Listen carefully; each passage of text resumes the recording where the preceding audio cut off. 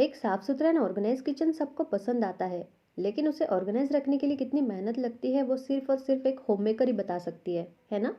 वैसे हमारे घर के साथ साथ किचन को भी नीट क्लीन एंड ऑर्गेनाइज रखना कभी कभी बहुत चैलेंजिंग लगने लगता है। और अगर किचन के काम किसी बेकार काम की वजह से और भी टाइम टेकिंग हो जाए तो हमारा स्ट्रेस लेवल भी और बढ़ने लगता है। पर फिर भी अगर एक होममेकर अपने smart tricks and good habits जो अपने किचन में वो हमेशा फॉलो करते होंगे, तो इससे अगर किचन को हमेशा वेल ऑर्गेनाइज रखेंगे तो आपका ढेर सारा समय जो आप मोस्टली किचन में ही स्पेंड करते हैं वो सेव हो जाएगा और बाकी काम करने के लिए आप हमेशा फ्री रहेंगे। तो इसीलिए आज मैं आपके साथ कुछ किचन क्लीनिंग टिप्स, किचन को ऑर्गेनाइज रखने के लिए कुछ हैक्स आपके साथ शेयर करने वाली हूँ। छोटे से किचन में ढेर सारा सामान आप किस तरह से रख सकते हैं, यही सारी टिप्स आज आपके साथ शेयर करने वाली हूँ। खुद अपने किचन में ये सारी चीज़ें मैं फॉलो करते आई हूँ, इसलिए आपके साथ भी आज शेयर करने वाली हूँ। तो इस वीडियो के एंड तक बने रहिएगा। तो चलिए स्टार्ट करते हैं आज के इंटरेस्टिंग वीडियो को। अगर छोटा सा किचन होता है और बर्तन रखने के लिए ज़्यादा होते हैं, तो इस तरह के आप अगर ऑर्गेनाइज़र का यूज़ करें अपने किचन में तो ढेर सारे बर्तन आप इसमें ऑर्गेनाइज करके रख सकते हैं, वो भी बहुत अच्छी तरह से।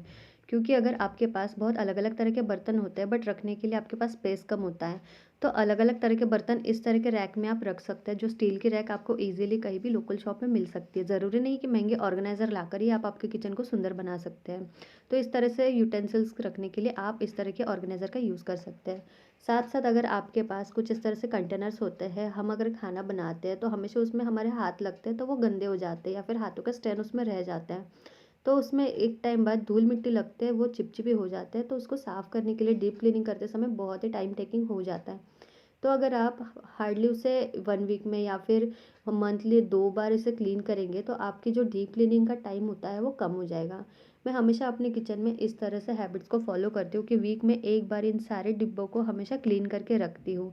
इसलिए जब भी मैं किचन में डीप क्लीनिंग करती हूँ तो उस टाइम में मेरा टाइम भी सेव हो जाता है, क्योंकि मैं वीकली 1 बार इन सारे डिब्बों को, कंटेनर्स को साफ़ करके रखती हूँ, तो मुझे उस टाइम इसे निकाल कर वॉश करना नहीं पड़ता। तो हार्डली ऊपर-ऊपर से अगर क्लीन भी कर दिया जाए तो वो एकदम साफ़ हो जाता है। और ट्राई करिए कि जितनी भी चीज़ें आप डेली बेसिस पे अपने किचन में यूज़ करते हैं उसे हमेशा जगह पर रखें, जिससे कि आपको जब भी किसी चीज़ की ज़रूरत है वो टाइम पर मिल जाए।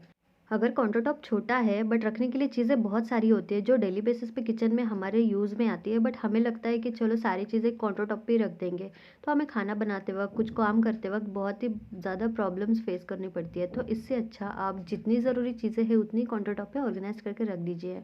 जितनी अगर छोटे-छोटे कंटेनर्स आप काउंटर टॉप पे ऐसे ही रख देंगे तो आपका काउंटर टॉप एकदम क्लटर्ड हो जाता है। तो इसीलिए जितनी रेगुलर बेसिस पे किचन में खाना बनाते वक़्त यूज़ में आती है वही चीज़ें अगर ऑर्गेनाइज़ करके रखेंगे, या फिर इस तरह के जो बास्केट्स आते हैं, ऑर्गेनाइज़र्स आते हैं जो ईज़िली लोकल शॉप में आपको मिल जाते हैं, तो इस तरह के ऑर्गेनाइज़र का आपके किचन में यूज़ करेंगे तो आपकी जितनी भी चीज़ें हैं वो आसानी से उसमें ऑर्गेनाइज़्ड हो जाएगी। और जब भी मार्केट से आप कोई ऑर्गेनाइज़र खरीदते हैं तो हमेशा ट्राई करिए अपने किचन के हिसाब से ही ऑर्गेनाइज़र परचेज़ करें।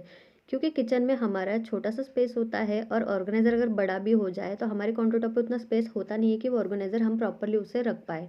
और अगर काउंटर टॉप छोटा होता है, ऑर्गेनाइज़र भी छोटा ही रहता है, तो सारी चीज़ें भी उसमें अच्छे से ऑर्गेनाइज़ नहीं हो पाती है। तो ऑर्गेनाइज़र भी ऐसा सिलेक्ट करें जिसमें सारी चीज़ें ईज़िली आप रख सकें और काउंटर टॉप पे अच्छा खासा स्पेस भी क्रिएट हो जाए। तो मेरा भी ये छोटा-सा किचन है, काउंटर टॉप भी बहुत छोटा-सा है, तो मैं वैसे ही ऑर्गेनाइज़र सिलेक्ट करती हूँ अपने किचन के लिए जिसमें कि मेरे डेली बेसिस पे जितनी भी चीज़ें यूज़्ड आती है, वही सारी चीज़ें इसमें ऑर्गेनाइज़ करके रख दूँ। सारे ऑर्गेनाइज़ेशन होने के बाद जब भी खाना बनाती हूँ, तो मैं अपने कुकटॉप को हमेशा क्लीन करके रखती हूँ। क्योंकि जब डीप क्लीनिंग का टाइम आता है या फिर कुकटॉप में कोई प्रॉब्लम आती है तो हमेशा हमें खर्चा भी होता है और साथ-साथ हमारी मेहनत भी लगती है। तो इसीलिए जब भी खाना बने तो उसके बाद तुरंत किचन को या फिर काउंटर टॉप को हमेशा क्लीन करते रहिए, कुकटॉप को क्लीन करते रहिए।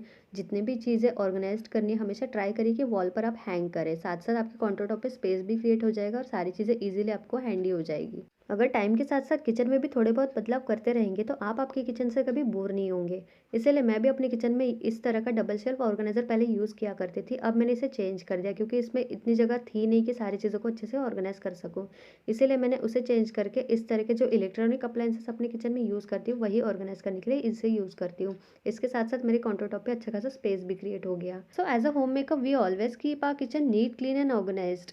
An organized kitchen not only looks beautiful but also save time while cooking and makes our space more functional and efficient.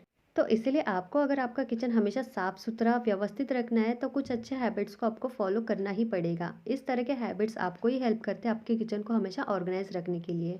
हमेशा ट्राई करें अपने किचन में ऐसे ही ऑर्गेनाइजर यूज़ करें जो आपके किचन के लिए सूटेबल हो।